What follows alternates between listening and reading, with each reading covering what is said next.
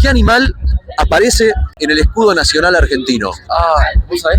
La concha de lora. Ese no sé si aparece, pero puede ser.